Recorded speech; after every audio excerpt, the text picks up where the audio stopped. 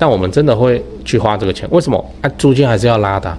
它这个是在补偿你这中间过程的现金流。你在花了这一次的钱花下去以后，那它可以支撑你未来5年的租金。以前呢，在做短跑时代，你这样做就不划算，你只是要租2年而已，你还花50万去装潢，这没合啊。那我们为什么愿意花这个50万？因为我们同时会留伏笔。我们的剧本是这样我们买来会整理化妆完以后拉高租金去租人。我们真的是把，你不要那么道德那边就我们真的是好好整理，不然一间空屋，我们乱七八糟也不整理东西又烂烂的好吧，这个社区现在我好像都这样，只能这样了吧这租客的视角。那我们是装潢整理到人家一打开，哇，好，我要租这间，比较贵我也要租，为什么？因为根本找不到这种东西整理一间房子要出租，到底是要花50万还是300万我的估价法则是怎样？先说结论整理要花多少钱？我不是用每平多少去估的呢，而是看我自己手上还剩多少然后这个钱整理之后的投报率会有多少能不能接受这样下去整理的就剩下的钱整理到哪里算哪里大概就是这样嗨，我是买房阿元，订阅买房阿元，我先祝你老了有房也有钱我们在上一支影片聊了为什么我不建议你做房地产短跑如果你还没看的话可以看一下，反正现在短跑不用做了，你都做不动产了，你就不要动了长报才是现在的版本答案。那今天我想跟你讨论整理一间房子要多少钱？这个问题是一个观众问我的那他就传了一个案件给我，问我说这个整理起来大概要花多少钱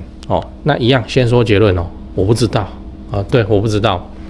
因为那个因素实在太多不同地方不同县市的工班的工钱不一样然后不同的工班它的费用也不一样，还有你认为该整理到什么程度你的合格跟我的合格这个标准上会有极大的落差，所以你要突然跑来问我，就算你也是要弄高雄的但我们配合工班跟你的工班的价格还是什么有的没的，一定有差啦，一定有差。顺便说一下，如果你是找台湾房屋美术之星买的你整理要出租，你也是找他们就可以了因为他们都有长期合作的工班这样。那拉回来所以整理一间房子要花多少钱这个问题超级之自由行政。像我之前有看过一间大套房大套一房一厅而已不到20坪，结果他装潢整理这样加起来花了快300，我靠，我要花到哪里去然后我也听说过一间4房4房双主卧这样弄起来100万，还有含冷气。所以你要知道整理的费用还是要看你的剧本剧本就还是要看你整理之后你是要干嘛用的这个要先讲就有两种路径，2个剧本，第一个是装潢，第二个是整理。整理就是逊于装潢嘛，装潢就是你精装修装潢以后你就要拿去卖了，这个我们会叫做装潢就是要敲瓷砖要打墙的这种要塞康的这种这种东西我们会称为装潢那我们自己这一票人我们在讲整理就是不去动格局不去敲瓷砖这东西要整理通常是为了要拉高租金用的就这样。好，那就看你整理以后你剧本是怎样嘛？你要拉高多少租金嘛？例如一间正4房，你想要整个打掉隔套出租那你要隔几套基本上一抓现在应该都以高雄来说都要抓50万以上，你要4套就是4比50万大概就是这样，甚至会到60万去就这样台北更贵，台北说现在隔一套75，我操！这个真的是南北差异你不在高雄，你的行情又不一样，说不定你在屏东比较便宜你在外岛，我跟你保证没有比较便宜甚至会比我们高雄还要贵因为它什么东西都要加运费。那如果你只是想要整理好，就不是隔套，你只要整理好到出租收租金的话，应该50以下就可以做起来以下那就是看这个50你要做到什么程度，当然你要花到100那也可以了那就我们常讲的什么天地壁油漆电线窗框漏水壁癌这些你也都知道你就是弄一弄，然后再加上软装。家电会花比较多钱，家电就是那个我刚刚的案例是4房嘛，4房就要5台冷气，反正你几间房你就是冷气数量就是几间房间数加1就对了，因为要加那个客厅然后你看你5台人气哦，那10几万起啊呢哦，那剩下的哦就看你要做到什么程度而已，你还有多少钱，愿意花到什么程度，就这样子。好，那如果你想要翻新厕所的话，哦，这个就真的很贵哦，真的很贵哦。现在一间啊都非常的昂贵，厕所的价格价差落差又很大，所以我讲都不准哦。但你现在一间哦打到建砖、拆除清运、重新防水瓷砖弄，然后马桶也选 TOTO 什么有的没的，这样把它弄起来 ，OK 25万吧哦，那你也可以简单弄了哈，这宰人亏耶，好，就看你要做到什么程度。先说这个还是今年2024的行情而已哦，你不要给我在10年以后再问我说，怎么当初你弄一间厕所只要25万哦，我现在慢慢弄下去都50万了哦，那20年后的行情就这样，工现在看起来只会越来越贵哦，而且越来越贵的工，它品质又比较好吗？并没有啊，对吧？哦，所以我才会说，重点还是要看你整理的剧本，你最后整理起来的价格哦，不同的剧本需要的费用哦，落差到100万为单位，这个很正常，真的很正常。最后你要知道。你不要管外面一瓶报多少哦，你有没有注意到我刚才跟你讲的这个整理费用浮动空间极大，对不对？哦，我没有跟你说什么啊，反正你是抓一瓶8万，一瓶抓10万去整理，没有哦，因为我这个流派，我们的做法就是这样啊，我就有多少钱，我就花多少钱去整理哦，我才不管一瓶应该要花多少钱呢哦。那简单的说就是，我手头哦，如果还有剩100啊，那我就用一个100万出租版本啊。如果我剩50，我就是50万出租整理的版本，就这样。当然，这个50的版本哦，可能看起来会很鸟，但基本上重点都有做到了哦。至少你门一打开，你会觉得重要的地方都看起来还蛮厉害的。我们会做到这种程度哦。以前我在没钱的时候哈，一间19万哦的3房2厅的整理我也整理过，就这样啊，那就有那个学生宿舍感哦啊。还是有人租啊，哦，就是这样哦，很像，有点像当兵在住的那种质感啊，这没差，就这样，你就是让它反映在你的房租上就好了，哦，你就便宜哦，还是会有人来租，甚至你都不要整理，你3房干干净净的空屋都会有人跟你租，只是你要租多久不知道而已哦。我这里要表达的事情是，看你的剧本长怎样，跟你身上剩多少钱哦，来决定你要花多少钱去整理哦，之后出租这样。像我们去看房子的时候啊，就是那边边看边算哦，这个房子整理成这样，呀，真不错然后看看它有没有什么很优秀的地方。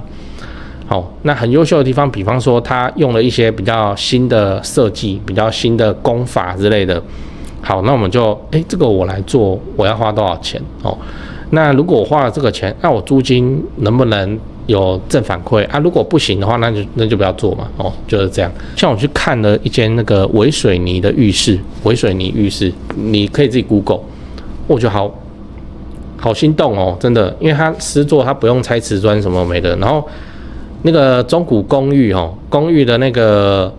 厕所，你光想你都有画面了，对不对？昏昏暗暗，然后瓷砖哦，老旧的瓷砖，那个瓷砖还有裂痕什么没的。然后地板不是平的，反正就是那个你印象中的那种还原啊，还原不是一款游戏嘛，里面那种公寓的样子哦，然后用微水泥，好，微水泥浴室这样弄上去，哇，这个真是漂亮哦，真的是漂亮。听说那个也不会很贵哦。那我最近有花时间去研究这个东西，对，那我们就要算投报嘛，哦。绝对不是说那个整理的费用你买房子买下去之后，你就必须无限上纲，因为追加上去，并没有我买的时候我已经知道大概我要花多少钱整理，我才去整理的啊。在这个钱的范围之内，能整理到多少算多少，就这样就是要这样，你才能守住你的投报率啊。为什么是这样？我等一下八卦的时候讲啦。我们整理一下，我们今天聊了整理一间房子要花多少钱。好，那我的结论是我不知道。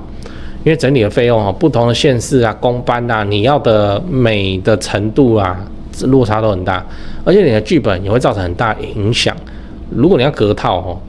就是一种算法那如果你只是简单整理3房就3房，你没有要隔套，好好的就出租给一般家庭那你整理的钱可能30、50、70、80、100都有人做，这个落差很大。那我的建议是。有多少钱就做多少事你不要听人家在外面讲一坪要抓多少而是我就剩50万，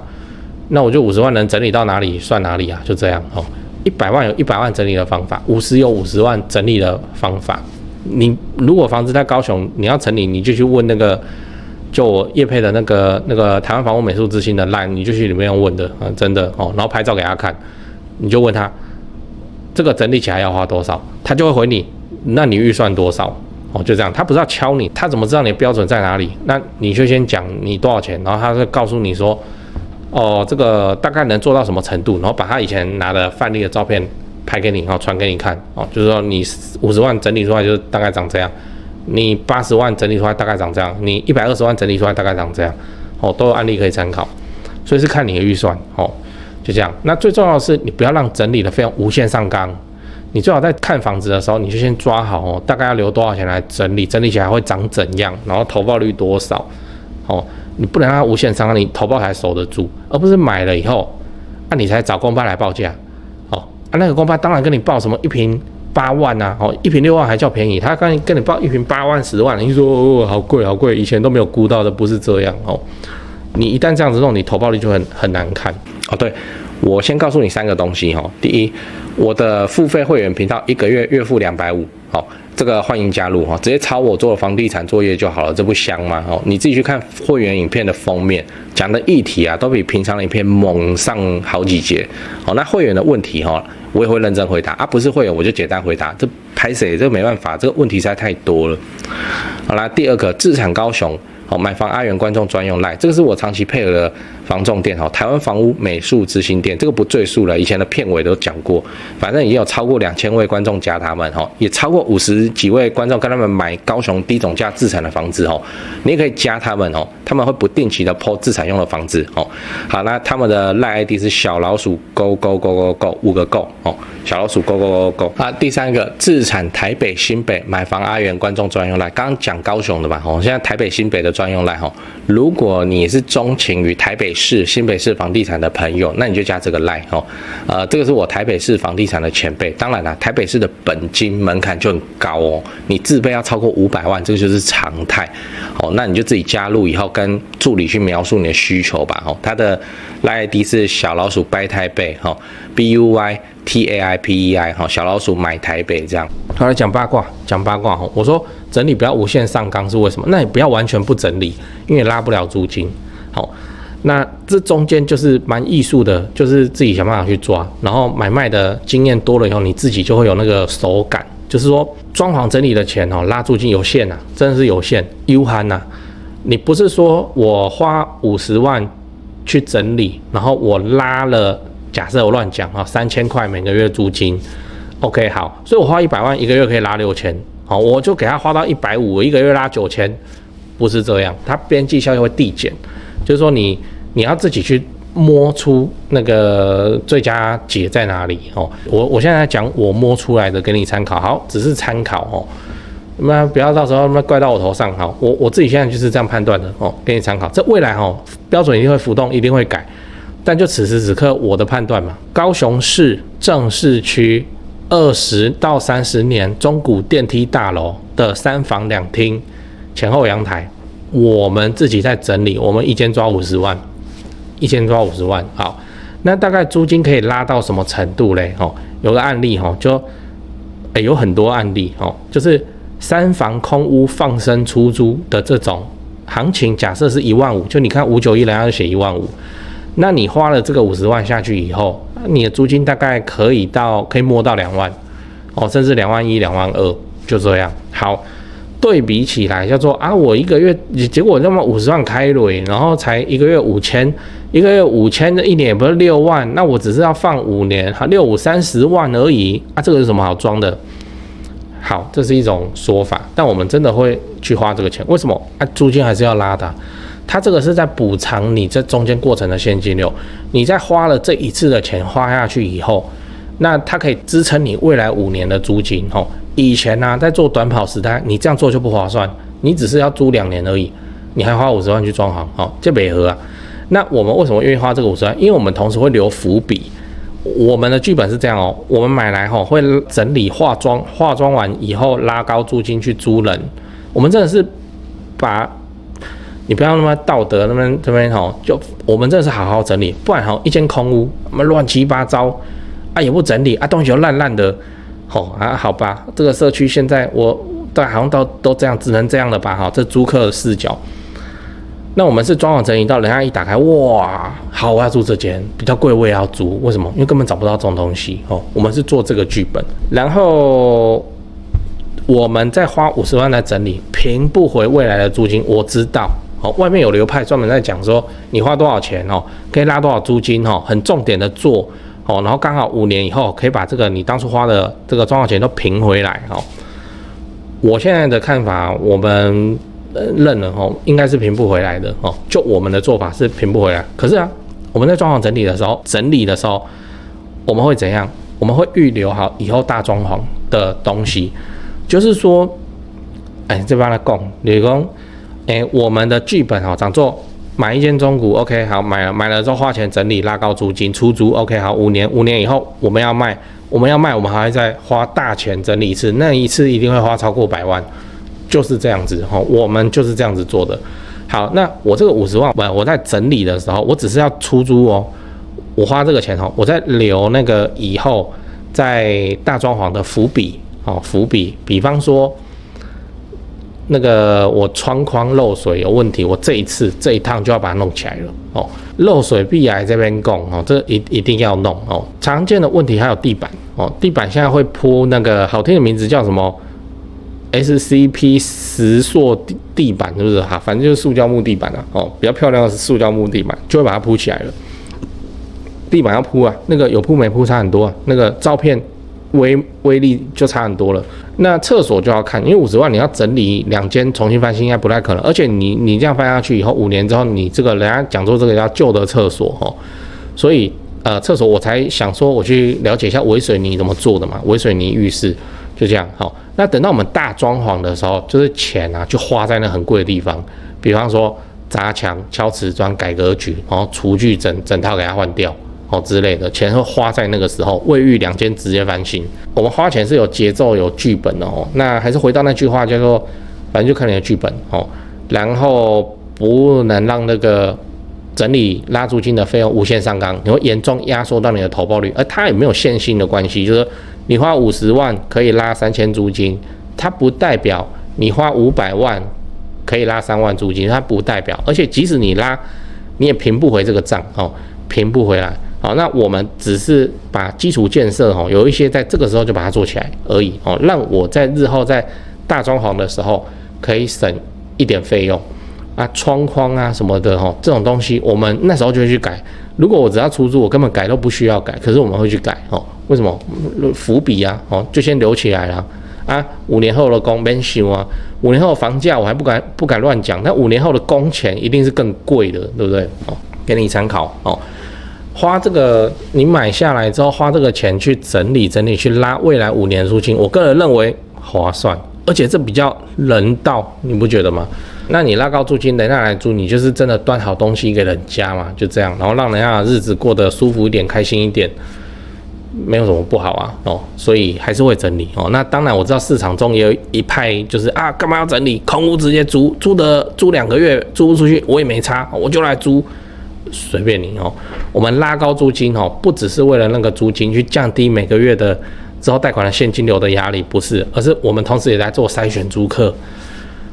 那个有质感的文青收入很高的工程师他们就不会去租空屋他们就会租那种有一点小小设计感的东西，这种租客稳定